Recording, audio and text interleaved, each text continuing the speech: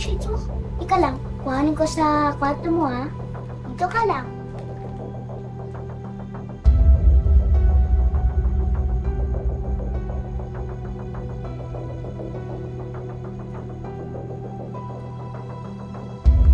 Ikaw ba yung manika ko? What? Nagbibintang ka dyan, wala akong kinuha. Hindi ko talaga kinuha. Patingin nga yun naman ng bag mo. Ayoko nga, ano ba? Bakit ba? Patingin nga sabi eh. Ano ba? Bitawan mo yung bag ko! Ay! Bitawan mo! Alis ka nga dyan!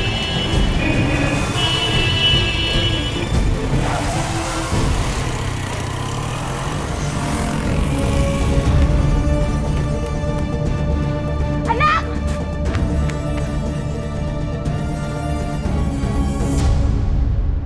Ang simpleng away ng dalawang bata dahil sa isang napulot na manika, hindi lang nauwi sa sakitan.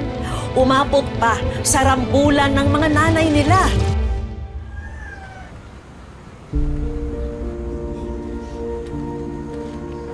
Ay, ganda ng manika.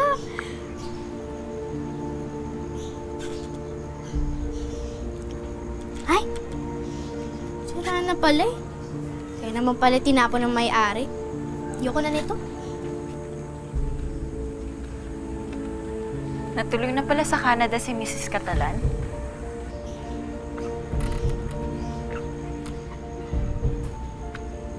Nay, tignan niyo. Ang ganda ng manika. Ay, kaya lang, may sira na pala. Sayang, gusto ko pa naman laruin. Talaga bang gusto mo to? Alam mo anak, madali lang naman to eh. Di ba si nanay nagtatrabaho sa laundry shop? Tatahiin ko lang itong mga sira, tapos lalabhan, ida-dryer. Tignan mo mamaya, parang bago na to. Talaga po? Thank you po, Nay. May bago na akong manika. Para sa'yo. Lumaking mahirap si Rina, kasama ang nanay niyang si Blessy. Anak, gusto mo ng taho?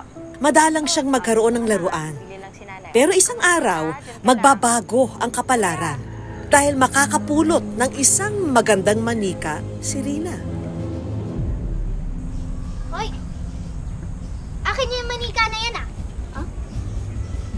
Paano ito naging sayo kung napulot ko lang yan dito? Ako unang nakakita neto, kaya akin to. Eh, nakita mo pala. Ba't di mo kinuha? Basta akin to. Akin yan! Ano ba? Bitaw na nila na nasasaktan ako! Bitaw mo yung manika ko! Ikaw na lang po. Anak! Rina! Rina! Ano nangyari dito? Nay, inagaw niya yung manika ko. Sabi niya daw kasi siya daw yung nauna nakikita. Eh, di ba? Tayo yung unang kumuha sa kanya. Abby, huwag kang nananakit. Masama yan. Kung gusto niyo to, yan, saksak niyo sa baga niyo. Susumbong kita sa nanay ko, Rina. Pati ikaw, matanda ka. Bakit naman ganun magsalita yung batang yun? Okay ka lang ba, anak? Nasaktan ka ba? Hindi naman po. Huwag ka nang umiyak. Halika na. Punta na tayo.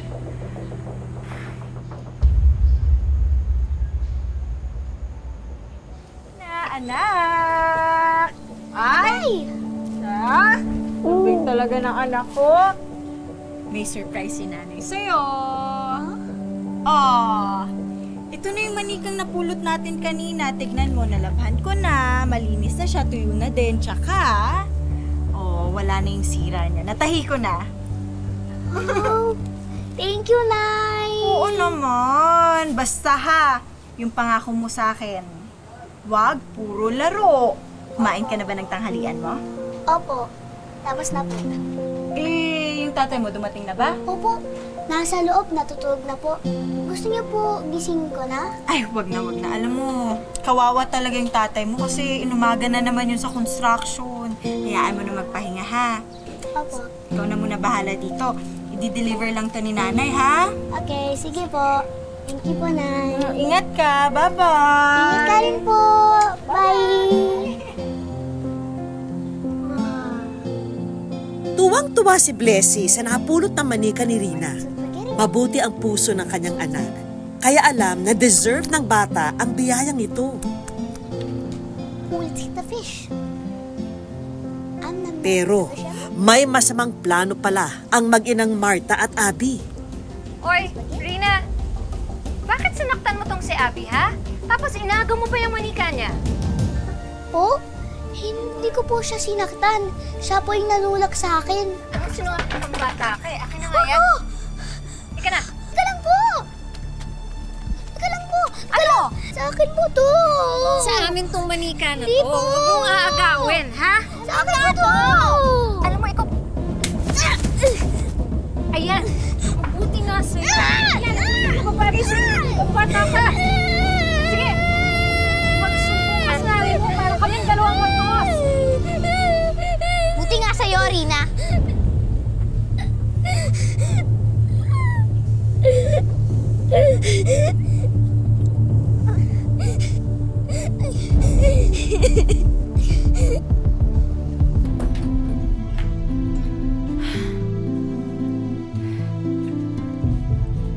Ano na naman ba nangyari? Away bata lang naman. Lalaro sila tapos siguro nag-away sila ni Abby. Si Abby na naman? Kanina pang batang yan ah. Kakausapin ko na talaga yung nanay niya, si Marta, para mapagsabihan yung demonyita niyang anak. Huwag na, Bessie. Huwag na, ako nang bahala.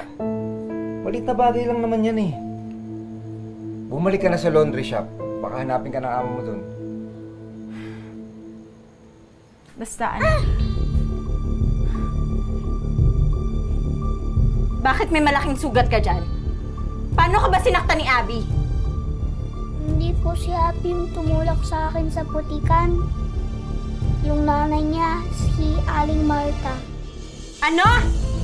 Tumal-tumal magpadala Na Marta na yung humandayan sa akin. Hindi! Hindi! Hoy, Marta! Tinulak mo daw yung anak ko sa putikan. Bakit mo naman sinaktan yung anak ko, ha? Alam mo, huwag kang haharang-harang sa daan ko, ha? Mainit ulo ko. Ito nga dito. Hindi na ako nagtataka kung saan nagmana ng kamalditahan niyang anak. Manang-mana sa'yo. Anong sabi mo? Ha? Hindi mo nga yan! Hoy! Ayan! Diyan ka! Nababali ka! Nakakala mo! Halika dito! Halika dito! Ayan! Tama na yan! Ano ba kasing pinag-aawayan ng mga bata? Itong anak ko, may nakitang manika dun sa basurahan. Ito namang si Blessy at yung anak niya, inangkin kagad. Kung tutuusin, dapat sa amin na talaga yun dahil kami nga unang nakakita. Kap, nakita. Nakita lang. Sa katunayan nga, nilabhan ko pa tong manika na to eh. Tsaka pinagtatahi ko pa yung mga sira-sira sa likod. Nung nakita ni Abby ang manika, dapat dinampot niya na. Dahil hindi naman maaagaw nila Blessing manikang yan kung nasa kamay na ng anak mo. Sa makatwid, tama yung sinasabi nila na sila na yung may-ari ng manika. Grabe ka naman, Kap. Hinusgahan mo na kagad. Alam mo, kung walang mangyayari sa atin dito, aakyat ko to sa opisina ni Mayor. Alam mo, kahit kaninong opisina or presinto mo pa itong iakyat, hindi talaga kita aatrasan. Papakulong kita. Ikaw ang ipapakulong ko. Child abuse kasi sinaktan mo tong anak ko. Tay! Tama na po. Para matapos na po ito lahat, ibibigay ko na lang kay Abby yung manika na to. Ayoko po kasi kayong makita nakikipag-away dahil lang dito eh.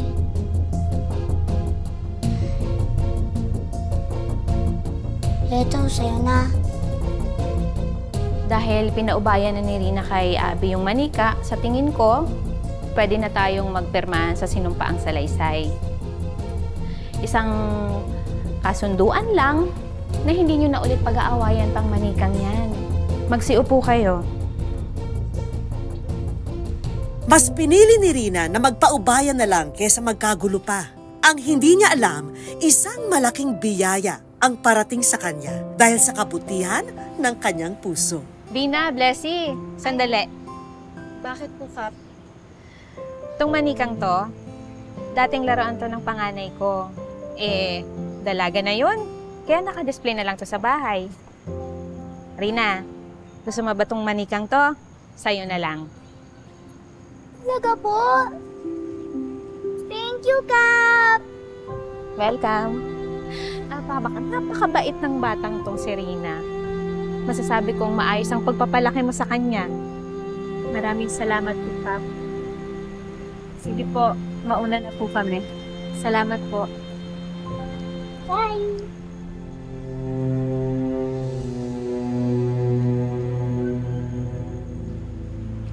Marta, pasensya ka na kay Blessy ha. Ano bang magagawa ko? Etchosera talaga yung asawa mo eh. Hindi ko nga alam kung anong nagustuhan mo dyan. Pasensya ka na talaga.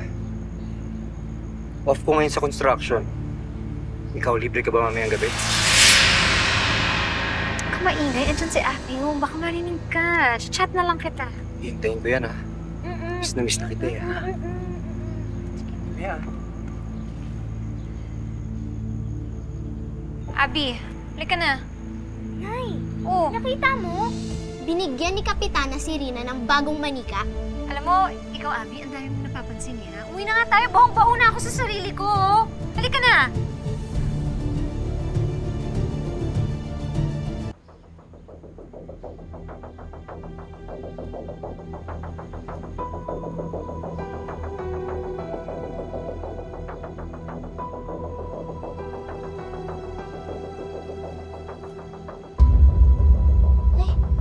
Wala yung shades mo. Ika lang, kuhanin ko sa kwarto mo ha. Dito ka lang.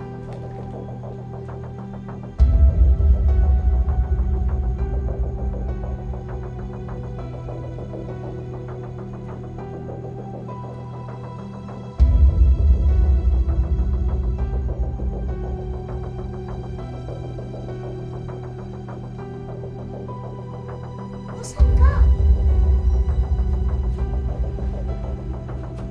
Abi! Abi! Nakita mo ba yung manika ko? Mo? Nagbibintang ka dyan, wala akong kinuha. Hindi ko talaga kinuha. Patingin nga yung naman ng bag mo. Ayoko nga, ano ba? Bakit ba? Patingin nga sabi eh. Ano ba? Bitawan mo yung bag ko! Ay! Bitawan mo! Alis ka nga dyan!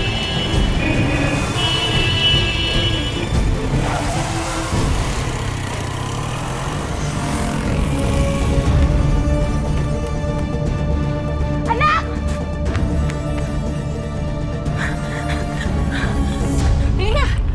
Anak, ano na naman ba yung nangyari? Nawawala yung bagong kong manika na binigay ni Kap. Tapos, dumaan si Abi. May dalang bag. Oo nga, nakita ko nga tumatakbo. Ano ba naman yan? Kanina pa talagang umaga namumuro yung batang yun. Anak, pangako, babawiin natin yung manika mo, ha? Ngayong gabi, makukuha natin yung manika mo, ha?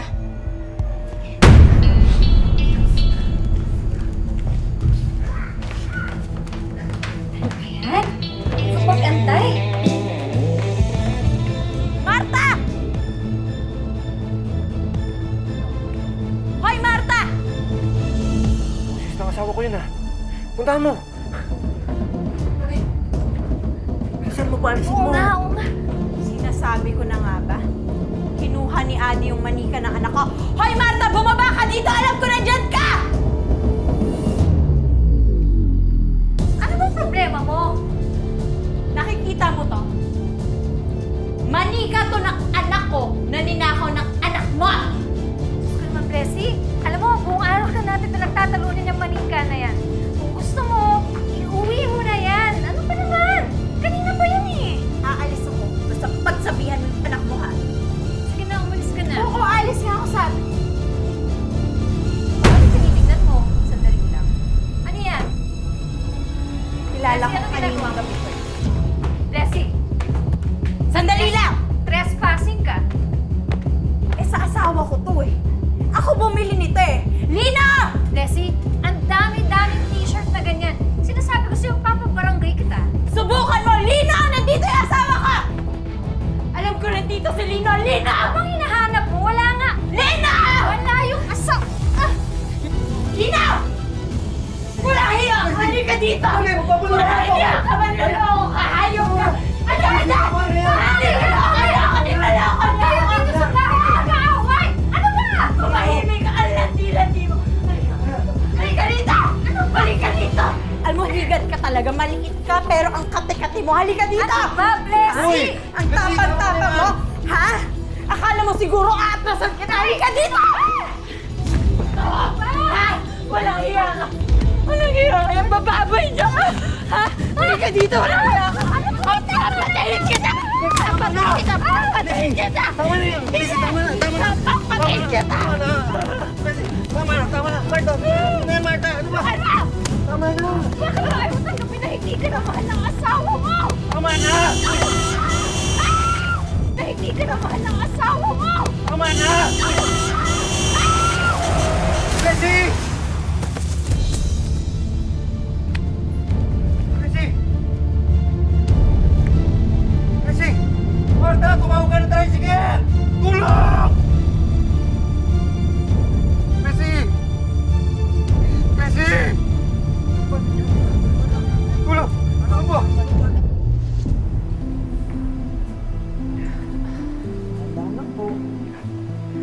Salamat.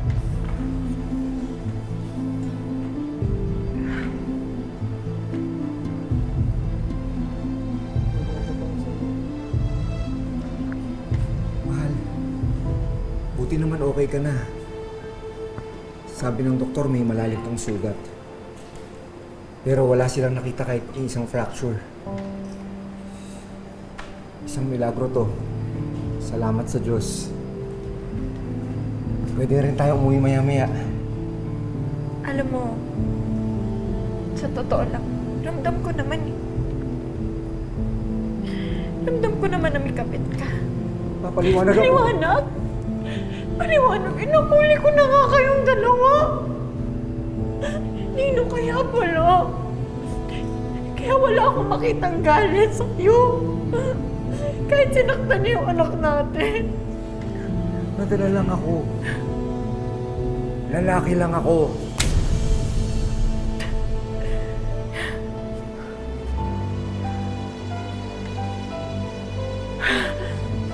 Alam mo, napakabuti ng Diyos. Kasi kaninang umaga pa tayo nag-aaway dahil sa manikang yan. Pero dahil sa away na yun, nalaman ko yung totoo. Mamaya pag uwi natin, mag-impake ka na. Dahil ayaw ko na makita yung pagmumukha mo sa bahay mo.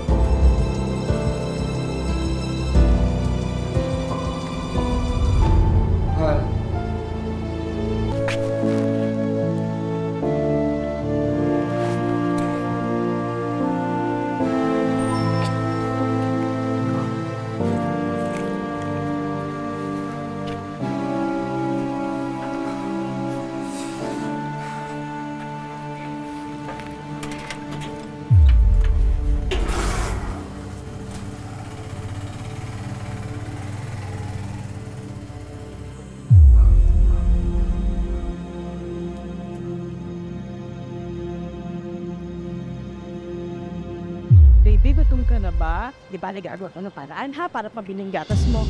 Ate, pwedeng palimos po. Pambili lang po ng gatas ang anak ko. Ano ba? Pambili lang po nga sa baliw. Hoy!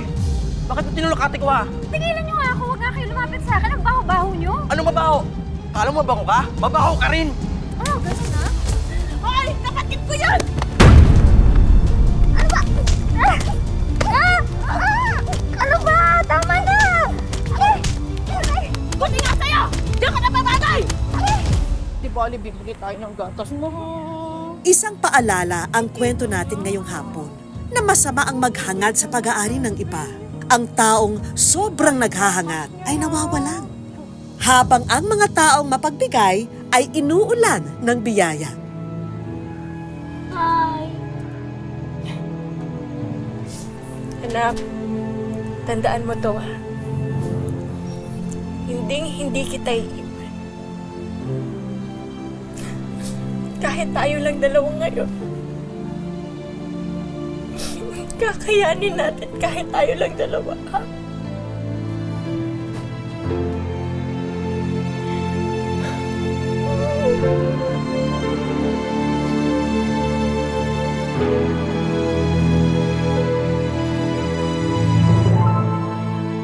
kapuso, loyal viewer ba kayo ng Wish Ko Lang?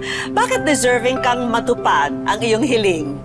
I-wish mo lang at malay natin, matupad yan. Ang ating maswerteng kapuso wisher ngayong araw ay ang estudyante na si Charles mula sa Santa Ana, Pampanga.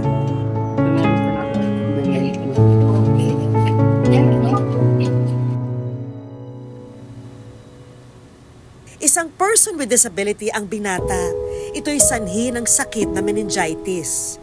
Nung siya po ay nasa grade 1 po, 6 years old po, nilagnat po siya. Akala ko po simpleng lagnat lang po. Kasi dahil panganay po siya, hindi po ako aware dun sa ano po yung naging kalagayan niya. Ngayon po, bali isang araw lang po siyang nilagnat. Tapos, yun po, seizure na po siya. Ngayon pala po, meningitis na po pala siya. Ngunit hindi raw ito naging hadlang kay Charles para mamuhay ng normal gaya ng ibang binata. Kakayanin pa rin daw niyang tuparin ang kanyang pangarap na makapagtapos ng pag-aaral. Kasi po mahalaga po yung edukasyon po ngayon. Lalo na kapag po hindi ka po nakatapos ng pag-aaral.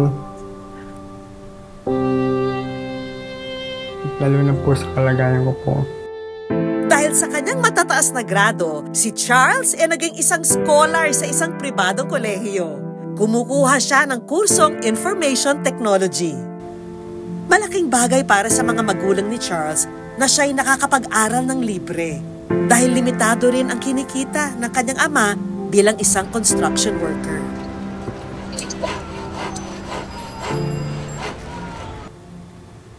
Kaya naman ang requirement na laptop para sa kanyang kurso ay naisantabi na muna.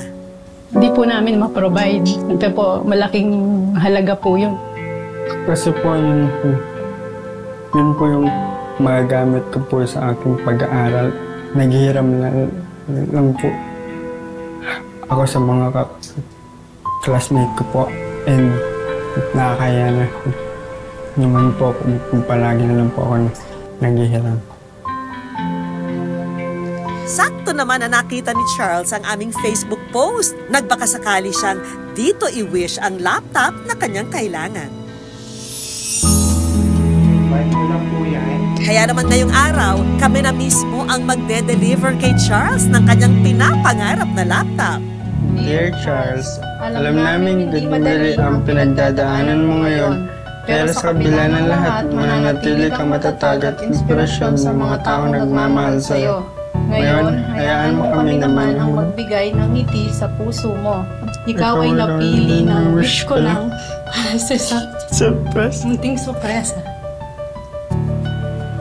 Masaya po. Kasi po magkakalaptap na po ako.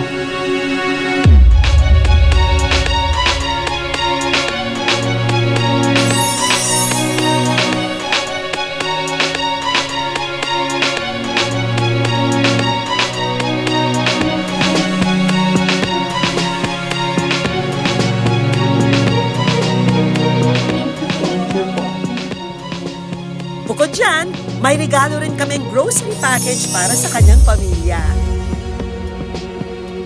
At syempre, hindi mawawala ang tulong pinansyal na makakatulong na rin sa kanilang pangangailangan. Maraming salamat po, Ma'am Vicky. At saka po sa lahat ng mga po ng wish ko lang. Madam Vicky, marami pong salamat. Alam ko po, walang imposible basta mag-wish lang po kayo. Salamat po. Kapuso, lagi po nating tatandaan, hanggang hindi tayo napapagod humiling at maniwala, hindi tayo mapapagod lumaban sa buhay. Ako po si Vicky Morales at ito po ang Wish Ko Lang.